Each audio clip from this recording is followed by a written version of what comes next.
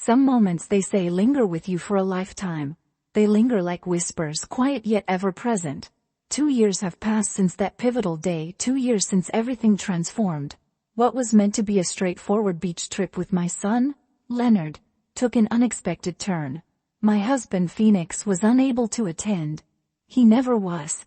Work was always my top priority, and I had grown accustomed to it, accustomed to solitude. Yet that day, it felt anything but ordinary. Neither then nor now.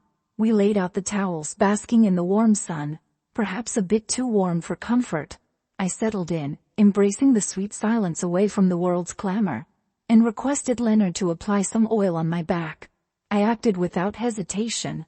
He's my son, my pride and joy. What's the reason for that? Initially it was simply his hands merely offering assistance. But then, I sensed it. I sensed him descend further and further, and I made no move to halt him. What held me back from stopping him? You believe you have a grasp on who you are. You believe you have a grasp on your family dynamics. Yet there exists that singular moment, the one that has the power to unravel it all. That day on this beach everything changed for me, and I've never looked back. Phoenix and I celebrated more than 15 wonderful years of marriage. Those who knew us would describe us as the ideal couple. A lovely home, wonderful children, and a stable lifestyle. However, the flaws remain hidden until you step within the confines. Only those who experience it truly understand the void. For years, Phoenix's career defined his entire existence. He was constantly on the grind. Late nights, weekends, and holidays. I often reassured myself that his efforts were for our benefit, that the long hours and commitment were all part of the life he was creating for our family. However, after a considerable amount of time, that narrative begins to unravel. A home loses its essence when it stands empty, devoid of life and laughter. I faded into the background for him. Upon his arrival, he hardly acknowledged my presence. He ceased to inquire about my feelings, desires, and needs. Our conversation was brief, focused mainly on bills, groceries, and the kids. He cherished Leonard and his little sister Isa, yet even in their company, he felt like a mere shadow. He was present yet somehow absent. I would sit at the table opposite him, pondering whether he even noticed my presence anymore. That morning I vividly recall standing in the kitchen while Phoenix rushed out the door. He snatched his briefcase, planted a kiss on the crown of Isa's head, and shot me a fleeting glance just once. Apologies, Freya. Unfortunately, I won't be able to make it today. Something came up at work. I didn't bother to dispute it. I simply nodded as I always did, feeling a tightness in my throat. I reassured myself that everything was okay. Leonard and I can venture out on our own. At 16, Leonard stood tall and lanky, his brown eyes mirroring his father's, yet his face held a gentler softness. He remained quiet, even when I mentioned it would only be the two of us. It seems he had become accustomed to his dad's frequent absences as well. With a casual shrug, he picked up the bags and trailed behind me to the car. I observed him in the passenger seat during the drive, earbuds in place, gazing out the window as teenagers often do. A smile crept across my face. He was maturing at an incredible pace, and at times I found myself pondering if I'd simply blink and lose him as well. The journey to the beach seemed to stretch on forever. My thoughts drifted, as they often do, to Phoenix. Reflecting on the moments we shared brings back memories of cozy movie nights, leisurely strolls, and spontaneous adventures to nowhere, all just for the thrill of it. I reminisced about his gentle touch and the spark in his eyes whenever they met mine. It had been years since I experienced that sensation. I was completely devoid of feeling. I was utterly exhausted from feeling invisible. At last we reached our destination, and Leonard was there to lend a hand with the bags, guiding me to a serene spot by the water's edge. I arranged the towels as he prepared the umbrella. I'm not sure what sparked my sudden urge to reach out to him. Perhaps it was due to the fact that he was the sole presence in the room. Perhaps all I really wanted was for someone to listen.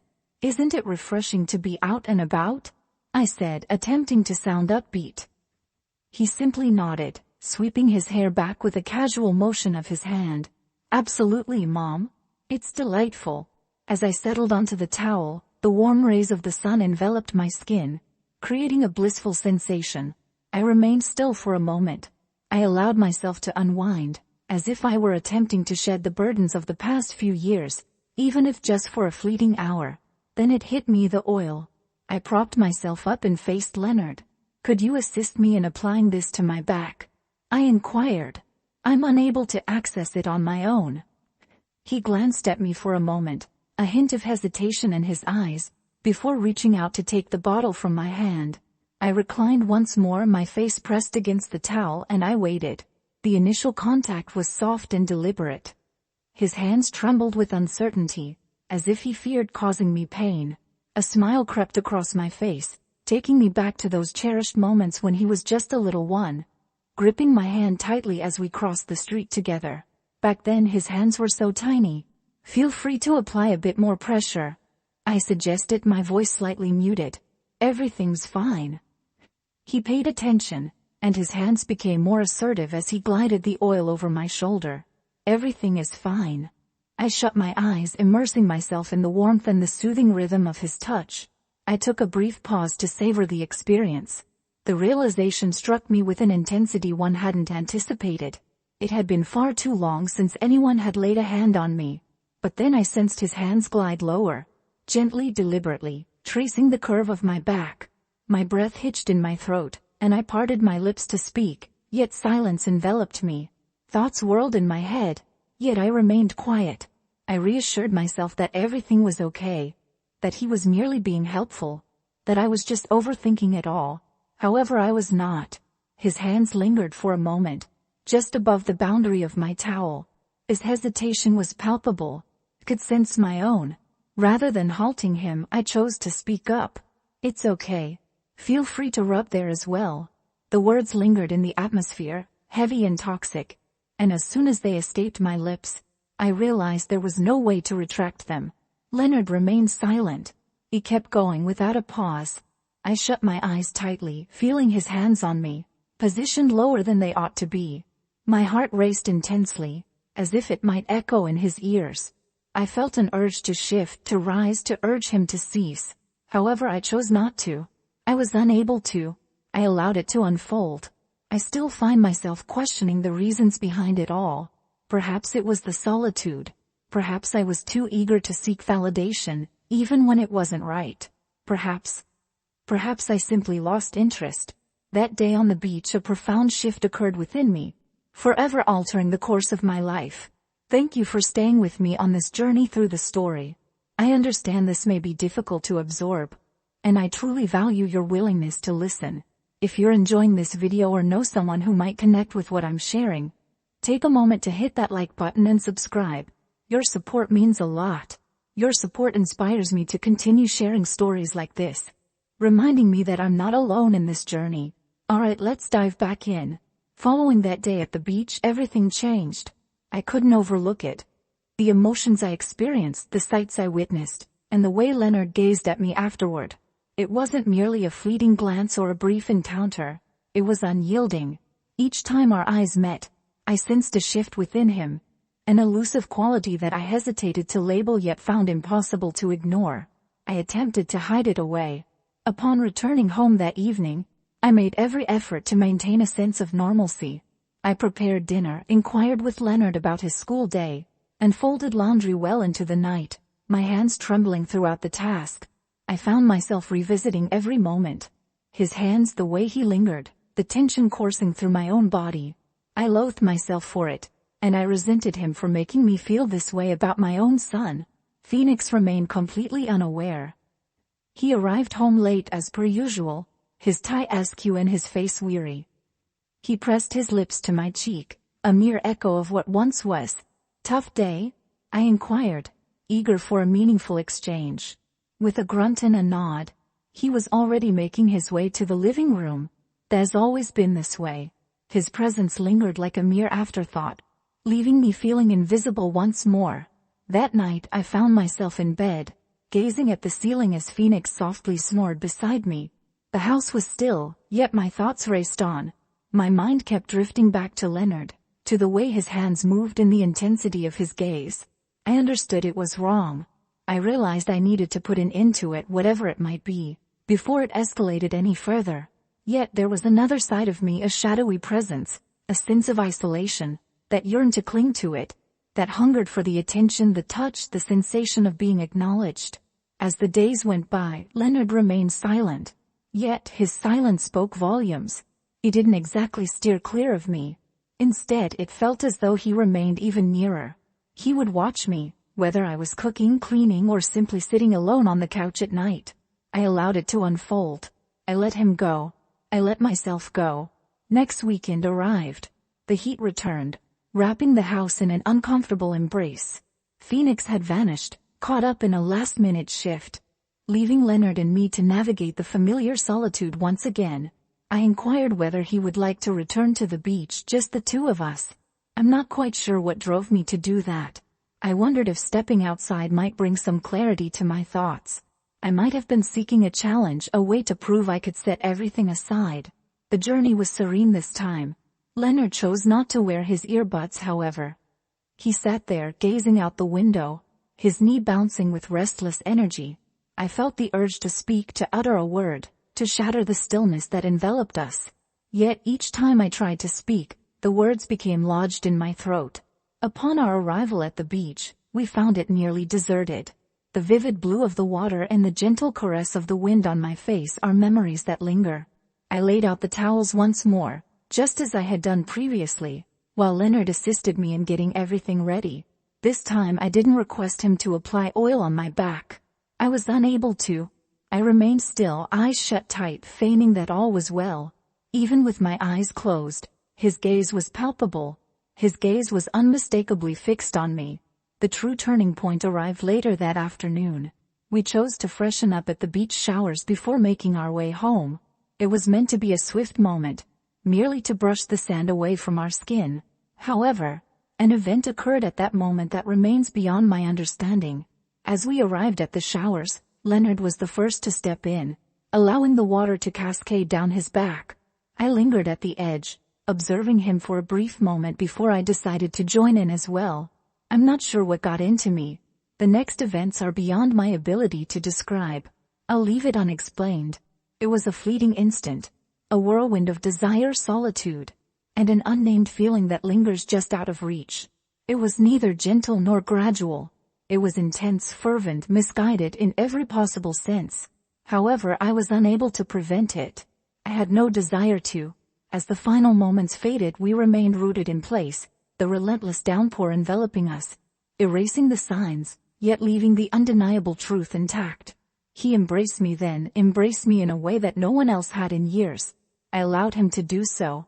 Following that, there was silence between us. We dried off, packed our things, and made our way back to the car in quiet contemplation. I caught a glimpse of Leonard from the periphery. His cheeks tinged with color, his gestures rigid. I realized I had shattered it all. I realized we had stepped over a boundary that was forever beyond return. For the first time in years, I experienced a profound sense of being alive. The journey back was initially quiet. The car seemed cramped and burdensome, as if the very air around us was weighing us down. I clutched the steering wheel with determination, striving to concentrate on the road ahead.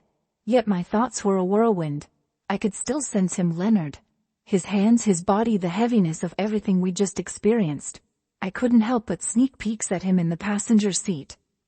He sat rigidly, gazing out the window, his face flushed and his jaw clenched. Suddenly, he broke the silence with his words. "Mom," he murmured, his voice barely above a whisper, tinged with uncertainty. I averted my gaze from him. I was unable to. However, I listened to him. What just occurred back there? My heart raced with excitement. For a brief instant I considered feigning ignorance, dismissing his words, and steering the conversation in a different direction. Yet, the facade had lost its purpose, especially after everything we had experienced. I inhaled deeply, my voice trembling as I replied, "I don't know." It was the reality, or perhaps the nearest version of it. I was completely in the dark about what had transpired or the reasons behind it. What I realized was that everything had transformed. Silence lingered between us until we finally arrived at the driveway. I switched off the engine, yet neither of us made a move. Leonard finally turned his gaze toward me, truly focused on me, and in that moment, I caught a glimpse of something in his eyes that sent a chill down my spine. It was neither confusion nor guilt, nor shame. It was a deep yearning. "For how long have you been experiencing these feelings?" he inquired. His words sent a shiver down my spine, as I had been pondering the very same question. As I gazed at him, an overwhelming rush of emotion surged within me. "I don't know," I murmured softly. Perhaps it's been longer than I care to acknowledge." Silence enveloped us as we sat together in the darkness, lost in our thoughts. I imagined that would be the end of it, that we'd step inside, attempt to erase it all from our minds, and act as if nothing had ever occurred. However, Leonard envisioned something different. Just as I was about to turn the handle, he leaned in and pressed his lips against mine. It began gently, tentatively, as if he feared I might withdraw. However, I chose not to. He leaned in and I met his lips with mine, and then I completely lost control. Whether it was the solitude, the years of being overlooked, or the way Leonard gazed at me as if I were the only one that mattered, I found myself surrendering to it. Just outside our home, the following days passed in a whirlwind. Leonard lingered nearby, consistently seeking opportunities to brush against me, or catch my gaze when no one else was around. I would advise myself to halt, to distance myself, to conclude whatever this situation had become. Yet each time my gaze met his, I recognized the familiar loneliness mirrored in his eyes. We were like mirrors, each reflecting the same need, the same emptiness back to one another. I found myself unable to refuse. I had no desire to. As night fell, I would find myself lying in bed beside Phoenix, gazing at the ceiling, captivated by the rhythm of his breath. I found myself contemplating Leonard in the adjacent room, recalling the sensation of his hands, and how he reignited a spark within me. And then I closed my eyes, guilt coiling in my chest like a serpent. I always sensed it was fleeting. I was aware it was not right. Yet I found myself unable to halt. The tension between us intensified with each passing day, culminating in an explosive release. As the night deepened, the hour grew late. Phoenix was busy at work once more, while Isa enjoyed a peaceful slumber, and Leonard and I found ourselves in the kitchen. As I scrubbed the dishes, attempting to distract myself from the chaos around me, I sensed his presence looming behind me. I turned around and there he was, gazing at me just as he had on the beach. "Leonard," I murmured gently, attempting to caution him, yet he pressed on. He moved in, his presence so near that I could sense his breath against my neck. "Mom," he murmured softly, "you're always on my mind." I stood still, caught in a moment of disbelief. My heart raced with such intensity. I felt it could explode at any moment. I felt the urge to tell him to stop, to retreat to his room, to just leave me be. However, I chose not to. Instead, I gazed up at him and uttered the one thing I knew I shouldn't have. "I'm in the same boat." And that was the conclusion. That was the moment when everything unraveled. Leonard pressed his lips against mine once more, with an intensity that spoke of urgency, and I responded in kind. I was indifferent to the fact that it was wrong. I was indifferent to Phoenix, Isa, and the life we had created together. My entire world revolved around Leonard, my son, the one person who truly made me feel significant. Ever since that day at the beach, everything has changed. Honestly, I have my doubts that they ever will. Leonard and we crossed a line, one that remains indelible, no matter how much I attempt to persuade myself otherwise. A fleeting moment has evolved into an overwhelming force beyond my control. The weight of guilt lingers, unyielding and persistent, yet it fails to hold me back. And that's the aspect that fills me with the most fear. Every day I gaze at my husband, Phoenix, and my daughter Isa, and I can't help but question how they remain oblivious to the fractures that are quietly widening within our family. Perhaps they're so engrossed in their own worlds that they fail to notice me fading away. Perhaps I've simply become more skilled at concealing it. Yet, in my heart, I understand that this moment is fleeting. When secrets emerge, they unleash a storm that can obliterate everything in their path. I've made attempts to quit. I keep reminding myself that this isn't right, that Leonard deserves more, and that I deserve more too. Yet, with every touch, every gaze that makes me feel like I'm the sole focus of his universe, I find myself completely lost. He ignites a spark within me that I haven't experienced in years, perhaps never before, and that's the reality I must embrace. I'm unsure about how to resolve this issue. I'm uncertain about my ability to resolve this. That's the reason I'm here to share my story with you. Perhaps there's someone who holds the key to an answer I haven't yet considered. I could really use your insight to navigate through the situation I've created. Before it spirals further out of control, I would love to hear your advice or experiences if you faced a similar situation, or know someone who has. Your insights are invaluable to me. Let this serve as a cautionary tale. Loneliness has the power to lead you to unexpected destinations. Stay on your path and avoid the confusion I experienced. Don't wait for your world to unravel before you see the signs. Once you cross that threshold, there's no turning back. We appreciate your attention. We'd love to hear your feedback. If you found this video helpful, give it a thumbs up, and don't forget to subscribe for more great content. I want to feel connected and understood. Often, the most profound betrayals are not those we inflict on others, but rather those we inflict upon ourselves.